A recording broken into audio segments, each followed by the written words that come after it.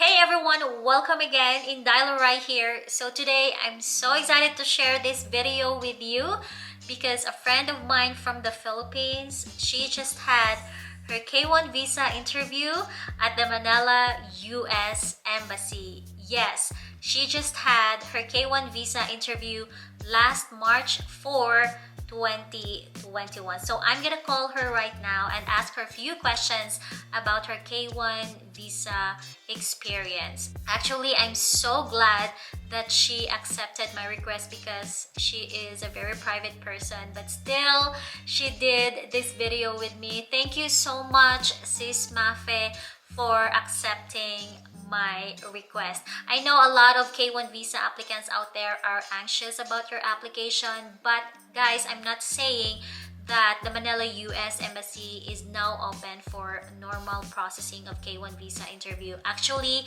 my friend, they had their K1 visa interview expedited. Yes. So for expedited appointment, guys, you have to make sure that you meet certain requirements before they will grant you the expedited appointment for K1 visa interview. So for the full information and qualifications for applying expedited appointment, I'm just gonna leave the link in the description box. Okay, so we are going to talk in dialect Bisaya. So if you don't understand Bisaya, don't worry guys, I got you covered. Just turn on the CC or closed caption here so you will understand us. Okay?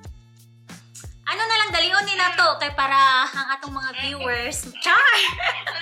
So, ano sa gani mo nag-apply og Kanang petition? November 29, 2019 sis. Saan mo na receive ang imuhang notice of action 2, Notice yung of action approval?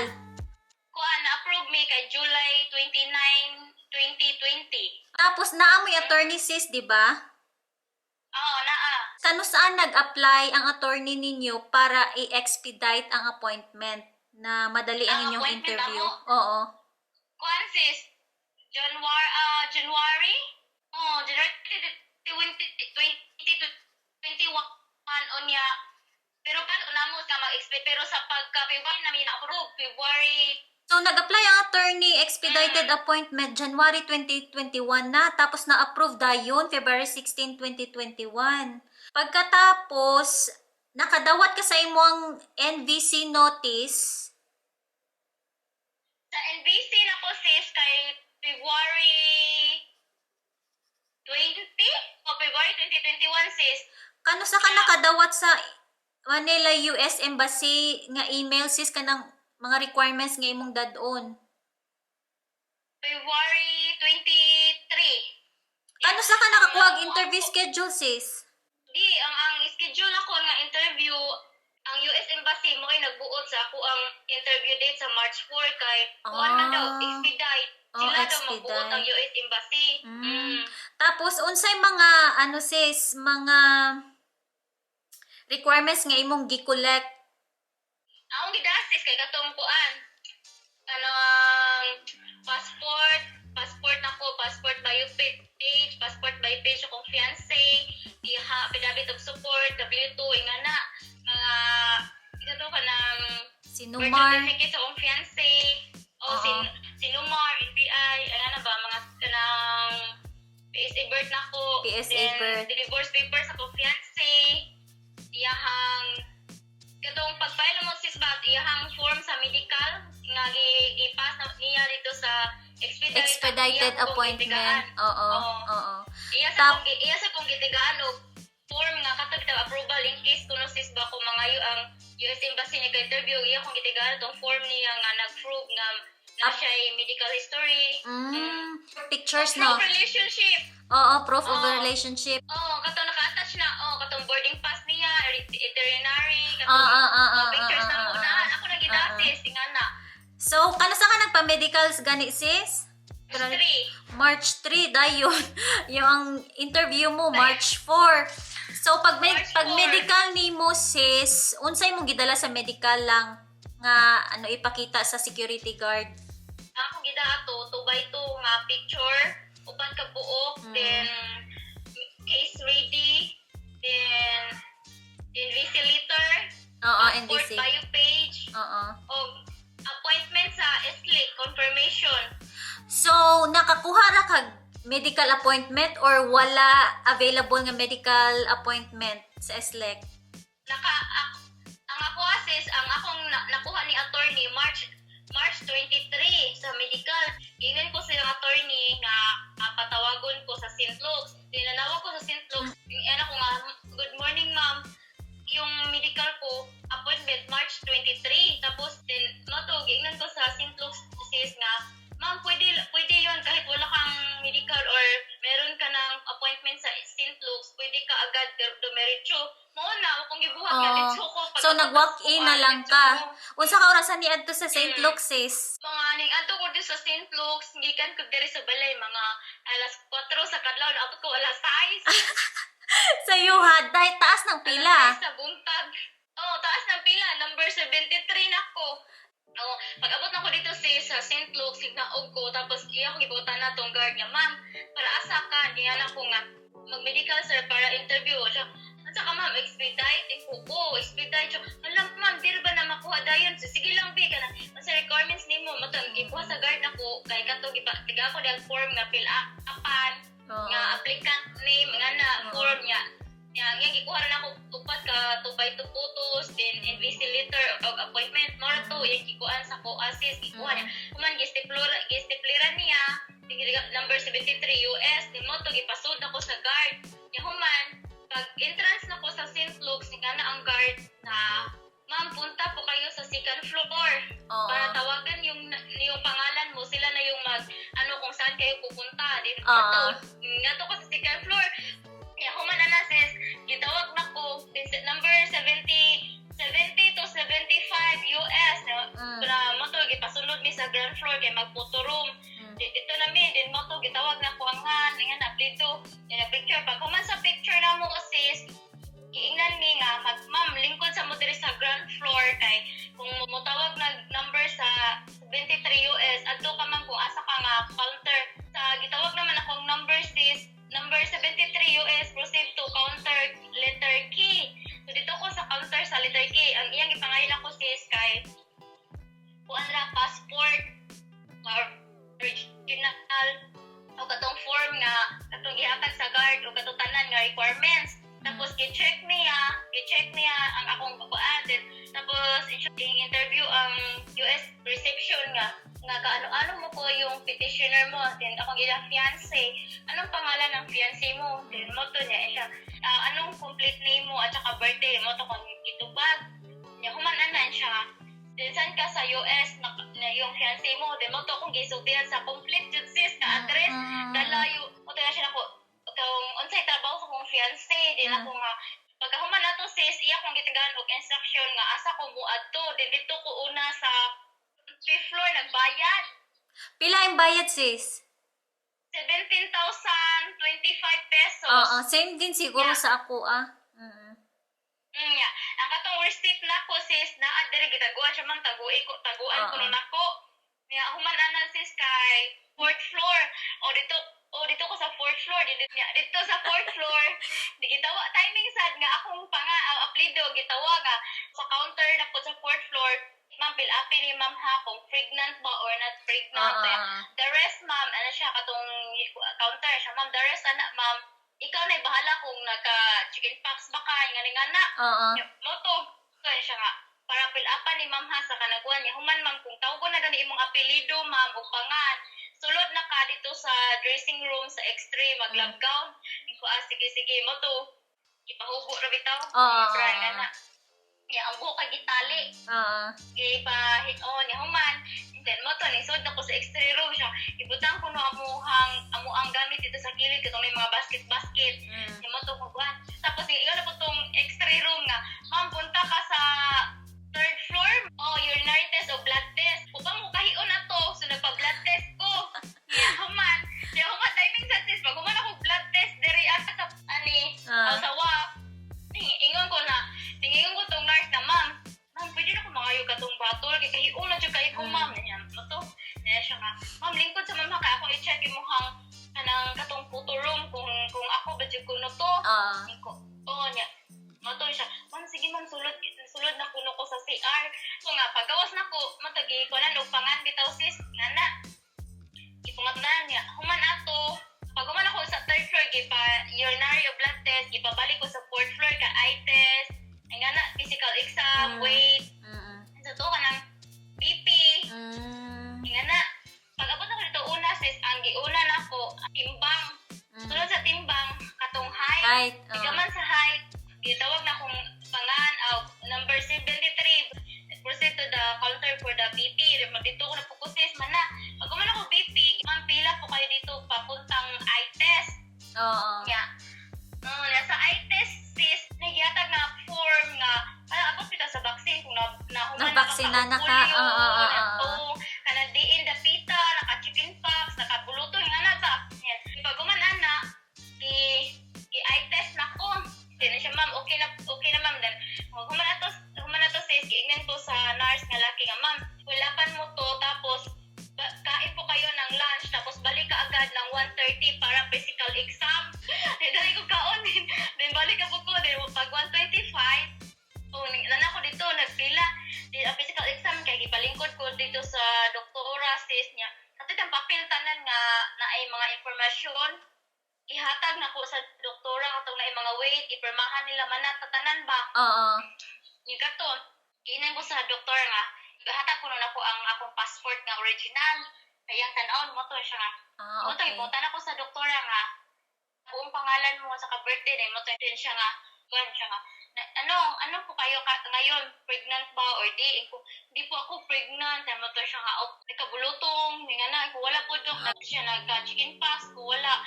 Nagkabulutong. Kung wala. Na hospital sis. Kung wala. Nakalapit ko ba kayo ng may pasyente na merong COVID? Kung wala, siya nag-stay ba ko sa bahay ko, dito po ko sa Bohol, or nasigig laglaag. Wala po do, kanang doon lang po sa bahay namin. Mana to sis, kiingan ko sa doktora nga, okay, yung lahat ng gamit mo, ilagay mo doon sa basket, at saka pati yung lahat ha, para hindi maiwan sa tapos mo doon, magkuha ka ng lab gown, tapos siya, higa ka, pahiga ko niya. Pero ang diniaraman, ang iyuban sa doktora, sis, kinako kay kanira man dirang liog, nga gipanganaw niya, ipaswalo. Mauro to sige, ipaswalo ra ko niya. Nga human siya, okay, wala pong waiter. Tapos, human sis, human niya og kanang kuan sa kong liog. Iyang gikuan ang kanito, ang lab gown, o katong gown, na iyang kitanaw, una ba kuno'y tato, sindiri, okay. Wala mo ko niya kitanaw, wala ko i-check ato kung tiyan, wala. Wala, maura. Nga, pag umantis kay, nga na siya na ko nga, ato ko na ko proceed sa US counter ko, pabalikon ba, or unsay mahita po. Mo to, pagka alas, hapon naman to. Nga na, ang kuha na, Mafe, balik po kayo bukas, 9 a.m. Nga na ko sa nurse, alam ma'am, hindi ako pwede bukas kasi expedite ako. Bukas na yung interview ko. Then, mo siya nga, sige, ma'am, hintay ka lang ha, sandali, tatawagan ko yung US Embassy. Mato, gitawagan nila sis niya. Ma'am, sabi ng US Embassy, opo, hintayin mo lang kung anong result mo. Mato, giina na po ko sis nga, ma'am, dalhan ni imong papel, then huwata dito sa ground floor, US 73. So, proceed to the second floor for your immunization.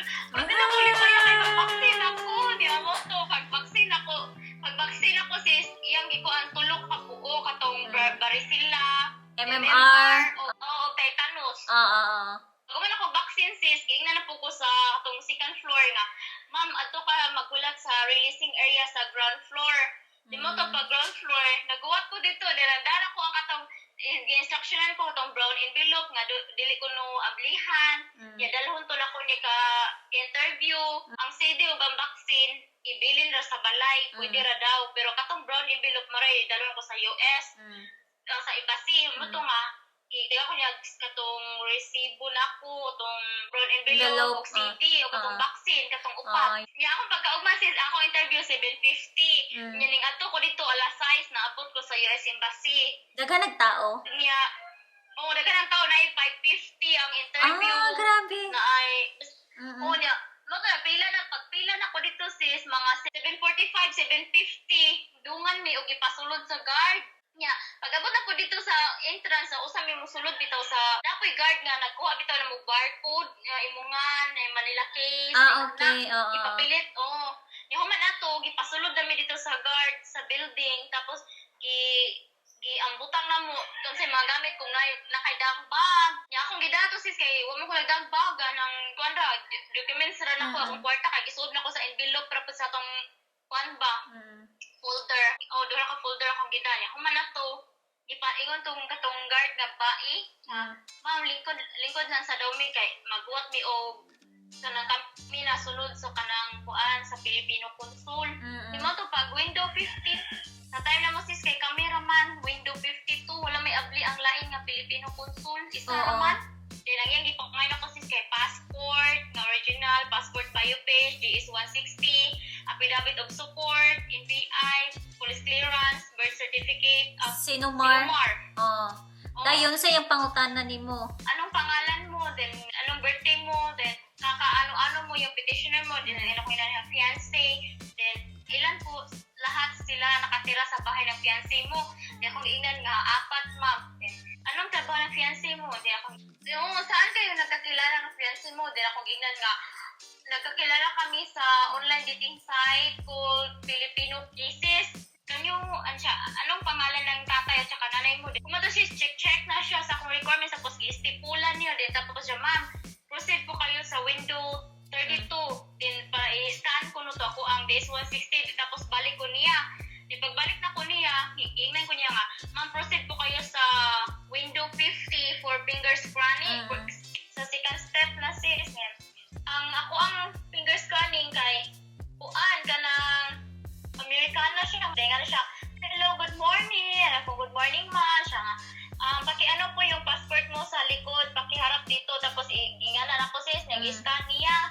Niya puman siya nga, yan ipuntan ako nga, what's your petitioner's name? Yan kaduha pungutan na, when your birthday? Ikatulong pungutan na niya, what state your petitioners live? Ikaupan siya nga, where does your petitioners work? Kalima kay last na question niya kay where did you meet your fiancé? Di mo to ako na pong giingnan nga dito may nagkamit sa online. Yan human sis kaya kung giyan nga okay ka ng fingers kanang 4 kuno kani dinuman katong duha ka tab. Ya pag okay na ana sis insya okay you proceed now for your last interview. Di mo to pag human ako naglingkod ra ko dito sa interview area. Gitaw akong pangalan sis kay gingan ko nga proceed to window 61. Di mo to, di pag ato ako 61, tingala siya na ako nga, hello, good morning. Ano siya sis, ko good morning ma'am. Di mo tingala siya na ako nga, are you ako, yes ma'am. Siya, okay.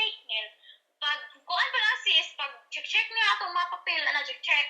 Gitagaan ako niya itong duha ka pamphlet, ako ng papel ba? Okay, I give you this one first before we proceed to asking. Then pag wala to, yan na siya na ko nga. Do you know this one is a violation? Do you know this one? Pero kay ba ako, kay mga vlog-vlog, nakabasa ko sa inyo ha. Then ako nag-iyak, not yet ma'am. Okay, proceed this one.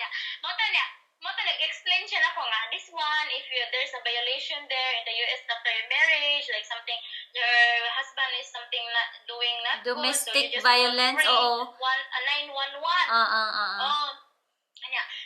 Humana to sis, okay ma'am, ito, ang ipuntanin ako kay, when your birthday, then who is your petitioner's name, then what state your petitioner live, then how many people live there in your petitioner's house? Then ang ikalima niya pupunta na kay where does your petitioners work? And then what kind of food that your petitioners cook? Kaya ako nga like pasta, beef steak, and siya, it's okay, it's enough. When does your petitioners finally divorce? What year do you start communicating for your fiancé? What year you and your fiancé met together? Year 2019. Siya, what month? July. Siya, I saw that you're already engaged. Kaya ako, yes ma'am. Siya, what year? July, ako naging 2019. Siya, July 24, 2019. Oh, really? Then, can you tell me about what happening? Humana to sis kay, humana to niya, kay ano siya nga, how did you meet your fiancé? Humana ko ina, we met online dating site called Filipino Kisses, then humana to siya nga, ano siya ako nga, what are you planning to getting married? Humana ko ina nga, we'll talk about it once I'll be there in the United States because we're planning to getting married within 90 days upon my arrival. Yan, paano ko siya.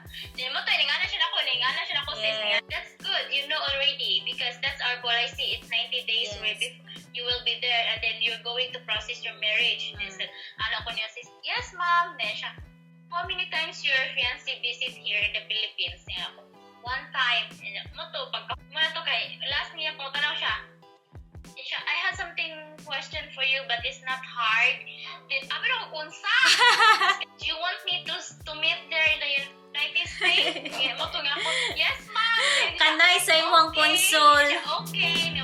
So that's it for today, guys. That's her whole K1 visa experience, year 2020 to 2021. And I hope you find this video helpful. And if you do, just give it a thumbs up. And don't forget to subscribe to my channel. And if you have questions, just comment down below and we'll get back to you soon. Thanks for watching!